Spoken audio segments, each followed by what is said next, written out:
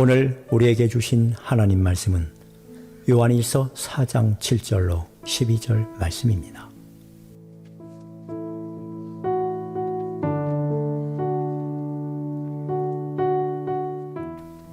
사랑하는 자들아, 우리가 서로 사랑하자. 사랑은 하나님께 속한 것이니 사랑하는 자마다 하나님으로부터 나서 하나님을 알고, 사랑하지 아니하는 자는 하나님을 알지 못하나니 이는 하나님은 사랑이심이라.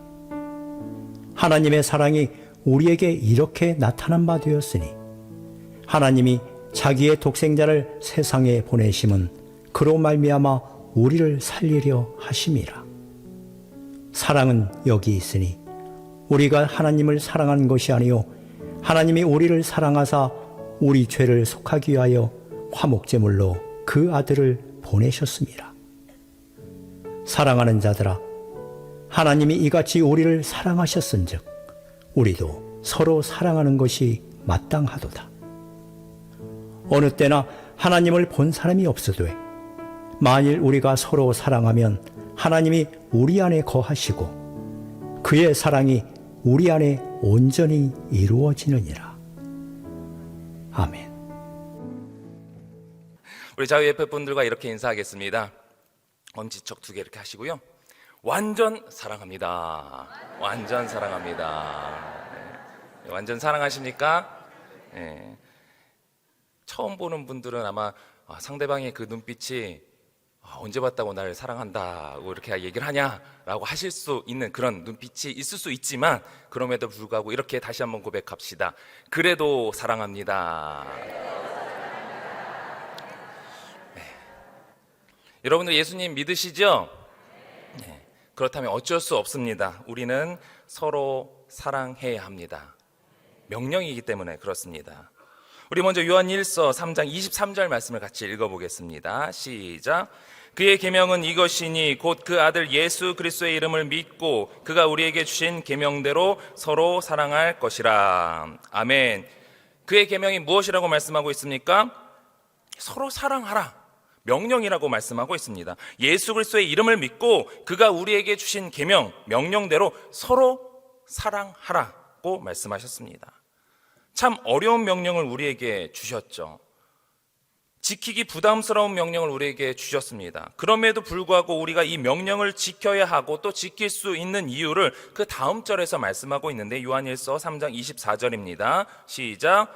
그의 계명을 지키는 자는 주 안에 거하고 주는 그의 안에 거하시나니 우리에게 주신 성령으로 말미암아 그가 우리 안에 거하시는 줄을 우리가 아느니라. 아멘.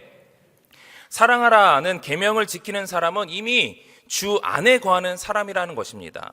주님께서 그의 안에 또 함께 거하신다라고 말씀하셨죠. 또한 주님이 우리 안에 거하시는 것은 주님이 보내신 성령님으로 인해 우리가 알 수 있다라는 것입니다. 그렇다면 우리가 사랑하라라는 명령을 지키려고 하기 전에 가장 먼저 할 일은 무엇이냐? 내 안에 주님이 거하시는지 확인하고, 또 그것이 확인이 되지 않는다면 주님 보내주신 성령님을 우리가 먼저 환영하고 모셔야 하는 것입니다.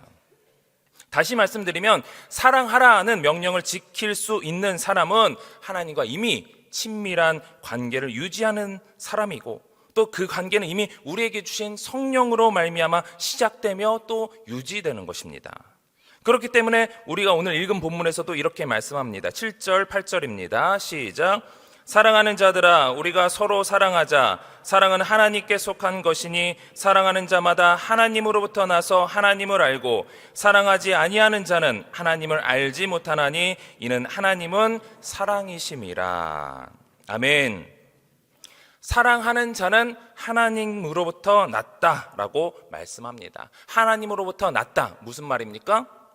사랑하는 자는 하나님의 자녀라 라는 말씀이시죠. 반면에 사랑하지 않는 자는 하나님을 알지 못한다라고 얘기를 합니다. 곧 하나님의 자녀가 아니라는 거예요. 이것을 도식으로 표현하면 이렇습니다. 한번 보여주시겠습니까? 서로 사랑한다라는 것은 하나님을 안다라는 것이고, 하나님을 안다라는 것은 하나님의 자녀라는 거예요. 반대로 서로 사랑하지 않는다라는 것은 하나님을 모른다. 하나님을 모른다라는 것은 무엇이냐? 하나님의 자녀가 아니다라는 것입니다. 서로 사랑하고 또 서로 사랑하지 않는 모습이 각자의 정체성, 곧 하나님의 자녀이냐 아니냐라는 것을 보여준다라는 것입니다. 하나님은 사랑이시고 사랑은 하나님께 속한 것이기 때문에 그 하나님을 안다라는 것은 하나님의 사랑이 어떠한 사랑인지 알고 있다라는 것이고, 그 사랑을 아는 자로서 서로 사랑하지 않는다라는 것은 있을 수 없다라는 것입니다. 그렇다면 이런 의문이 생길 겁니다. 내가 잠깐 다른 사람을 미워하고 사랑하지 않으면 내가 하나님의 자녀가 아닌가? 라는 의문이 들 수 있어요. 그러나 성경 곳곳에 보면요, 하나님의 백성들에게, 그리스도인들에게 사랑하라, 사랑해야 된다. 오늘 본문도 그러지 않습니까? 우리가 서로 사랑하자. 이게 무슨 얘기예요? 그리스도인임에도 불구하고 사랑하지 않는 모습이 있다라는 거죠. 그러니까 아까 말씀드렸던 그 도식을 우리가 어떻게 이해를 해야 되느냐? 성경은 우리가 지속적으로 사랑하지 못하는 연약함을 인지하고 있다라는 거예요. 그래서 우리 안에 계시는 주님을 의지하며 사랑할 것을 계속해서 권면하고 있다. 이것은 우리가 사랑하지 않는다라는 것은 내가 그러면 안 되는데, 사랑해야 되는데 하면서 자신의 연약함을 알고 그 연약함에 대해서 계속해서 우리가 회개할 수 있는 그 마음까지를 생각한다는 거예요. 그런데 우리가 사랑하지 않는다라는 것은 내가 그러면 안 되는데, 사랑해야 하는데, 이런 것이 없이, 회개함 없이 사랑에 대한 불필요성, 내가 이 사람을 계속해서 미워하는 거예요. 미워함에도 우리가 미워할 수 있잖아요. 그래도 사랑해야 되는데, 하나님 내가 이 사람을 이런 모습 때문에 내가 사랑할 수 없어요. 이 연약함에 대해서 우리가 하나님께 고백하고 회개한다, 사랑해야 된다는 마음이 있는 거죠. 그런데 사랑에 대해서 계속해서 불필요성을 느끼고 시간이 지나도 사랑해야 할 필요성을 느끼지 못하는 것, 그것이 서로 사랑하지 않는다라고 보시면 될 것 같습니다. 결국은 우리가 사랑하라는 명령을 받았을 때 그 사랑은 내 힘으로, 억지로 안 되는 것을 용을 쓰면서 하는 그런 사랑을 말하는 것이 아닙니다. 이미 우리에게 주신 성령으로 말미암아 화목하게 된 하나님과의 관계를 통해서 하나님, 내 안에 계시는 그 주님이 하시는 사랑입니다. 육신은 그것이 부담스러워요. 때로는 그것이 싫을 수 있어요. 그러나 성령님께서 그거 사랑해야 된다, 그 사람 사랑해야 된다 깨닫고, 내가 육신적으로 하지 못했을지라도 하나님의 그 마음을 깨닫고 회개하고 계속해서 사랑해야 되는데 이 악물고, 내 힘이 아니라 내 안에 계신 주님으로 인한 그 힘으로 사랑하는 것이 이 사랑하라는 것입니다. 우리가 이런 차원에서 다른 종교 혹은 이단에서 하는 사랑과 섬김을 한번 생각해 볼 필요가 있습니다. 그들은 과연 어떤 힘으로, 어떤 목적으로 사랑과 또 섬기는, 또 구제 활동을 하는가? 특히 기독교를 흉내내서 급성장하는 이단을 보면요, 그 사랑과 섬김의 목적이 분명합니다. 어떤 단체는 성경에 나오는 숫자를 문자적으로 받아들여서 한때는 그 14만 4천 명이 다 차기 전에 자기 단체에 들어와야 한다라고 하면서 포교 활동을 했었습니다. 그런데 그 숫자가 14만 4천 명이 다 차니까 이제는 뭐라고 얘기를 합니까? 그 중에서 한 30만 명 넘어가고 그러니까 그 중에서 충성하는 자만이 이 14만 4천에 뽑힐 수 있다라고 말합니다. 14만 4천 명이 구원에 해당되는 대상이죠. 그러니까 그들은 이 숫자에 뽑히기 위해 계속해서 자신의 힘과 능력으로 포교 활동을 하고 사랑하려고 하고 섬기는 거예요. 이뿐만 아니라 대부분의 종교와 이단은 교리로 그들의 사상을 세뇌시키면서 개인의 완성되지 못한 그 구원을 위해서 계속해서 너희들 아직 구원받지 못했어, 그러니까 너희들의 구원을 이루려면 계속해서 어떤 목표를 주는 거죠. 사랑하고 섬기고 어떤 숫자에 채워져야 되고, 그렇게 해야 너희들이 구원받는다라고 계속해서 그들을 세뇌시키고 속이는 것입니다. 또 종교적인 것이 아니더라도 어떤 개인이 선한 일에 힘쓰는 것을 보면요, 어떤 선한 일을 해야, 또 사랑을 해야 나중에 있을, 내세에 있을 어떤 보상이 있지 않을까, 그런 심리가 있습니다. 그런데 우리 그리스도인들은 어떻습니까? 우리는 예수 그리스도의 보혈의 은혜로, 그 십자가의 은혜로, 부활의 은혜로 이미 구원받은 줄 믿습니다. 사랑하고 섬겨야 구원을 받은 것이 아니라 이미 주님께서 먼저 사랑하기로 작정을 하셨어요. 작정을 하셨고 그 사랑으로, 작정된 그 사랑으로 우리는 이미 구원을 받은 줄 믿습니다. 본문 9절 10절입니다. 시작. 하나님의 사랑이 우리에게 이렇게 나타난 바 되었으니 하나님이 자기의 독생자를 세상에 보내심은 그로 말미암아 우리를 살리려 하심이라. 사랑은 여기 있으니 우리가 하나님을 사랑한 것이 아니요 하나님이 우리를 사랑하사 우리 죄를 속하기 위하여 화목제물로 그 아들을 보내셨음이라. 아멘. 하나님의 사랑이 우리에게 이렇게 나타난 바 되었다라고 얘기를 하는데, 예수 그리스도가 이 땅에 오신 것이 과거의 일이에요, 미래의 일이에요? 과거입니까, 미래입니까? 이미 일어난 일이에요. 이미 이렇게 하나님의 사랑이 나타낸 바 되었다라는 것입니다. 하나님께서는 우리를 살리시고자, 구원하시고자 독생자 예수 그리스도를 이 땅에 보내셨습니다. 우리는 이 하나님의 사랑으로 구원을 받은 특별한 사람이에요. 믿으십니까? 인간이 하나님의 특별한 사랑을 받았으니, 자신의 모든 것을 내어주는 그런 특별한 사랑을 받았으니 우리는 특별한 사람 아니겠습니까? 우리 옆에 분들과 이렇게 인사하겠습니다. 당신은 예수님의 사랑으로 구원받은 특별한 사람입니다.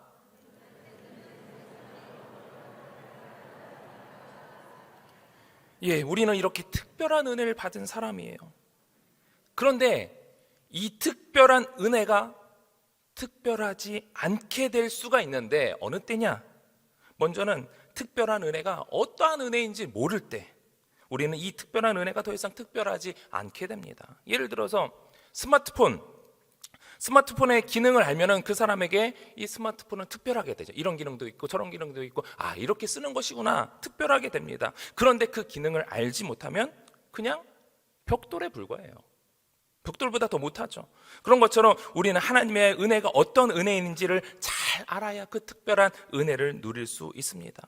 우리가 잘 알고 또 방금 읽었던 9절 10절에 말씀하는 바처럼 하나님의 사랑은 우리를 살리려 독생자를 이 땅에 보내신 사랑입니다.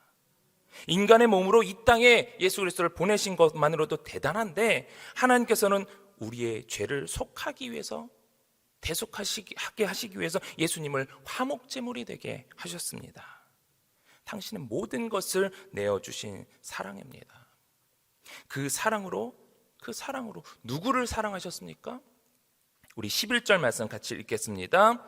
사랑하는 자들아, 하나님이 이같이 우리를 사랑하셨은즉 우리도 서로 사랑하는 것이 마땅하도다. 이렇게 자신의 모든 것을 내어주시기까지 우리를 사랑하셨다는 것입니다.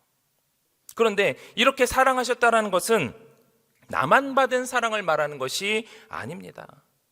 이 온 인류를 구원하신 사랑입니다. 그런데 온 인류를 구원하신 그 하나님의 특별한 사랑을 나에게만 한정 지을 때 그 사랑은 더 이상 특별한 사랑이 아닙니다. 특별하지 않게 됩니다. 그 사랑은 편의일 뿐이에요.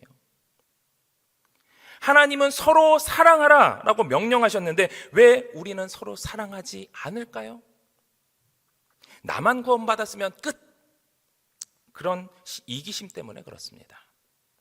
나 혼자만 그 특별함을 누리려고 할 때 그 사람은 하나님의 특별한 사랑을 잘못 알고 있는 것이고, 잘못 알고 있기 때문에 다른 사람을 사랑할 필요를 느끼지 못하는 거예요. 누가복음 10장을 보면 어떤 율법 교사가 예수님을 시험하려 이렇게 묻습니다. 선생님, 내가 무엇을 해야 영생을 얻겠습니까? 예수님께서 율법에 뭐라고 써 있느냐? 이 율법 교사가 다시 대답합니다. 내 모든 것을 다해 예수님을 사랑하고 하나님을 사랑하고 또한 내 이웃을 내 자신과 같이 사랑하라. 이렇게 대답하니까 예수님께서 너 그래, 잘 알고 있구나. 네가 알고 있는 대로 그대로 실천해라 라고 하니까 율법 교사가 누가복음 10장 29절에 이렇게 말합니다. 이 사람이 자기를 옳게 보이려고 예수께 여짜오되 그러면 내 이웃이 누굽니까?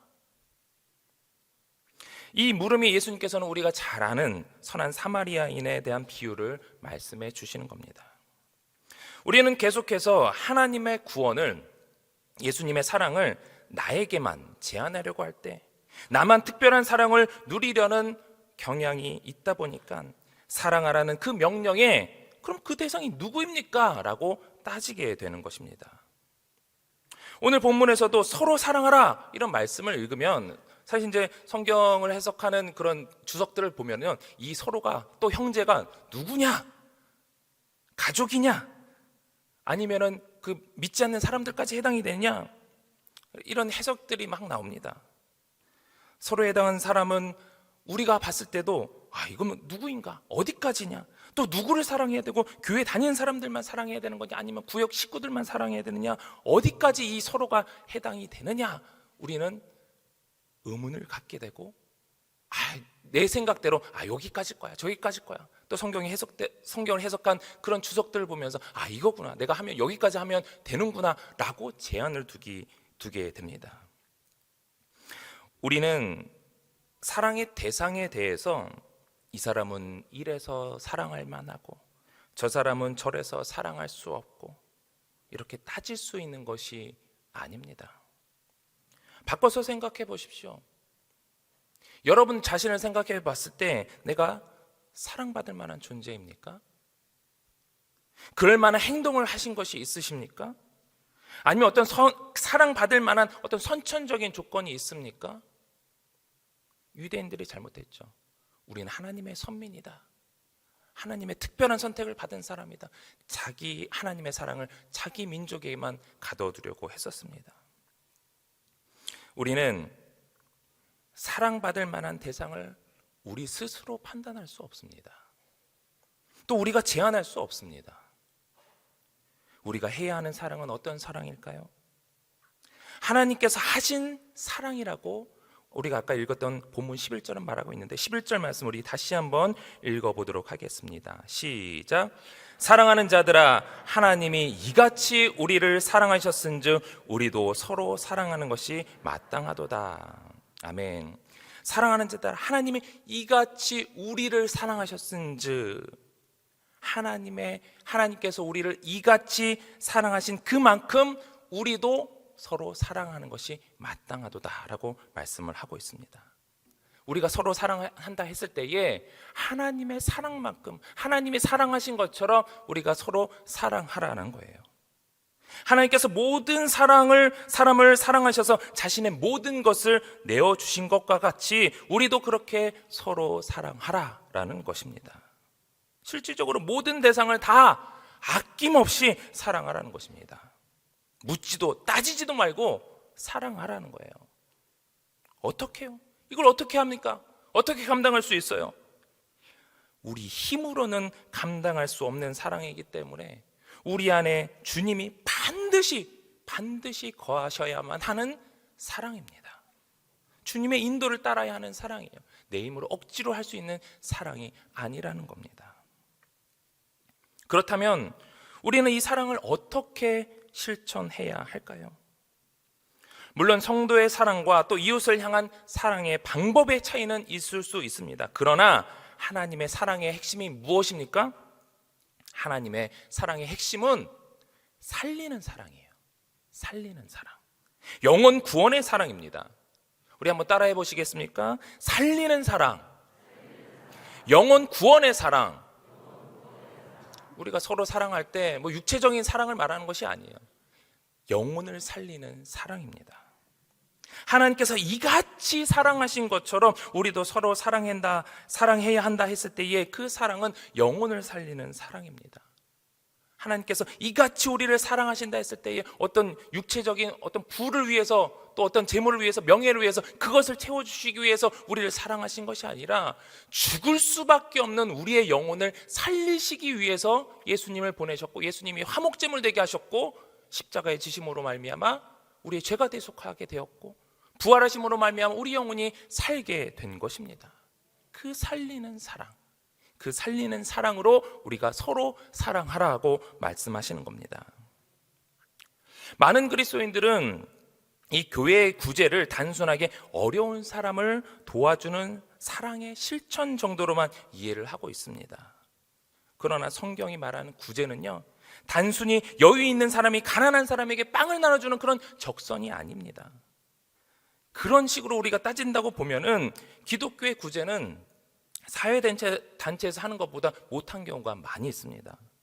구체적인 측면에서 보면 대단히 비효율적인 단체예요. 그런 구체적인 측면에서 본다면. 그러나 성경에서 말하는 그리스도인의 구제는요, 하나님의 긍휼과 자비의 마음이 구체적인 물질과 치료의 행위로 실현되는 영적 사건입니다. 그것이 기독교의 구제예요.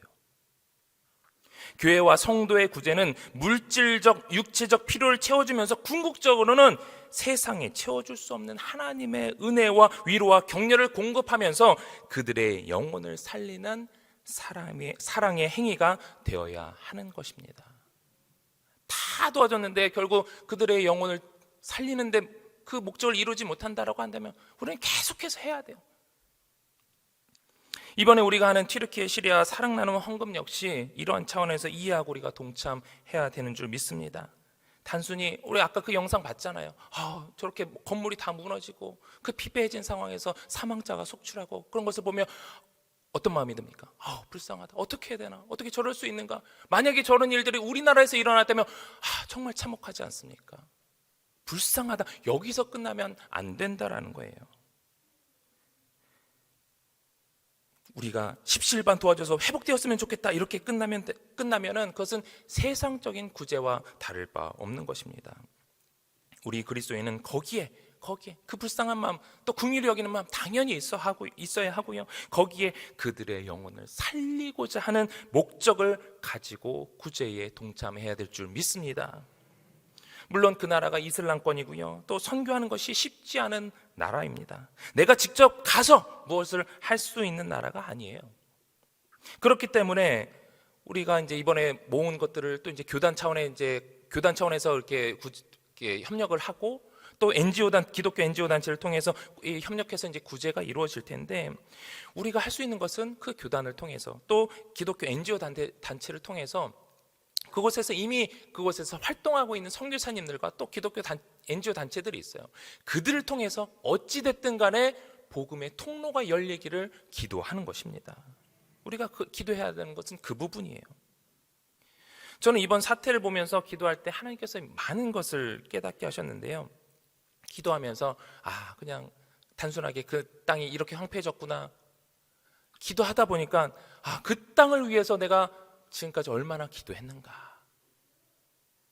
튀르키예라는 땅, 터키잖아요, 터키. 우리 2002년 월드컵 때 같이 4강 올라갔던 그것만 생각나지 그 땅이 어떤 땅이었는지 전혀 관심이 없었더라고요.